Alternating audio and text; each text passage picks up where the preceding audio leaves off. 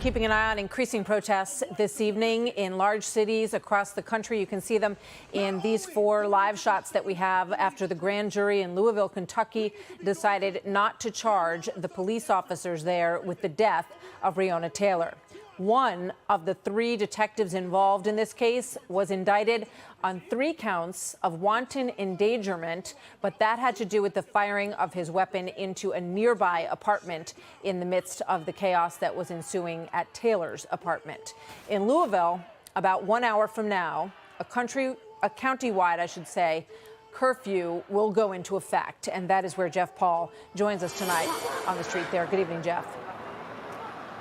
Yeah, Martha, getting a little hectic here in downtown Louisville after a pretty much peaceful day of protests. You can see a trash can has been set on fire out here with some things thrown in there. We've seen a few others set on fire. This is probably the largest one, but really the only main sort of, if you want to call it property damage that we have seen. Firework there that just exploded, and that's something we see from time to time during these protests. They use fireworks. I'm pretty sure that was a firework. I don't think that was a bomb of any kind of sort, but nonetheless, you never know what's going to happen out at these protests.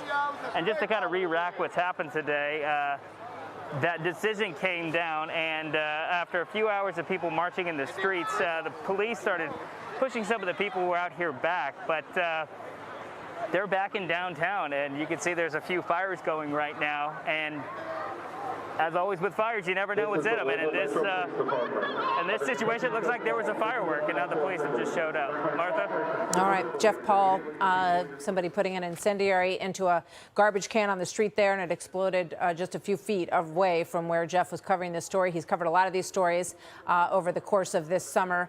And, Jeff, can you give me any sense of who is around you and how organized this group is?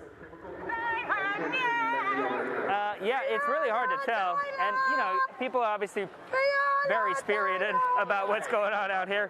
We just had an explosion, actually, so from one thing to another, you have an explosion and you have people out here singing Breonna Taylor's name. Yeah, it's hard to tell really how organized it is right now, especially with some of these fires that have been lit here. I don't think the people who are down here to memorialize Breonna Taylor were exactly involved in that sort of behavior. It's not what we saw today with the people who were passionately marching throughout the street. But nonetheless, when it gets dark, that's when you really start to see some of this kind of behavior happening. And as we get closer to that curfew, that 9 p.m. curfew, we might see some more of it. Martha? Obviously, that is what we have seen, the implementation of curfews after dark to try to calm things down. And that is still an hour away from kicking into effect. What is the police presence there, Jeff, in terms of implementing that in an hour, and any way of telling whether or not they're going to be able to do that, whether or not people will cooperate? It's really hard to tell because when you walk down here, you have police on the perimeters. Like if you take a look over here, you can see there's some red and blue flashing lights just off into the distance. They have some of these dump trucks that are set up here to stop cars from coming down here. But if you take a look where most of these protests have started, this is Jefferson Square Park, and these fires are burning now. I don't see one police officer in sight. That's not saying they're not in the area and they're not just letting that kind of burn out and fizzle out, but you get a little outside and you start getting closer to like the mayor's house or some of the bigger buildings. That's where you really start to see the police presence. Yeah. Did they stop? When I heard you on earlier today, Jeff, you were saying that the protest, which we saw in the afternoon after the decision, was moving towards the mayor's house. Did that happen? Did they go down there? Did that all go peacefully?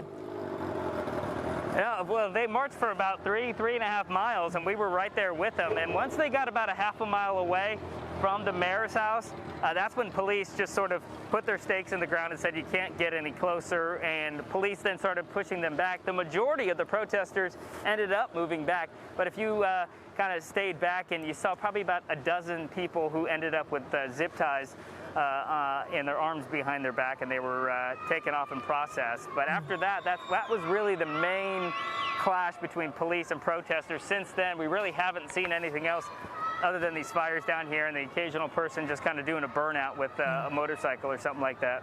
I mean, it's just remarkable how many cities we have seen. It's like you almost get used to seeing fires in American cities, and we've witnessed so much of it, and you've covered so much of it for us across the course of this summer. Thank you very much. Good to see you tonight. Jeff Ball, thank you.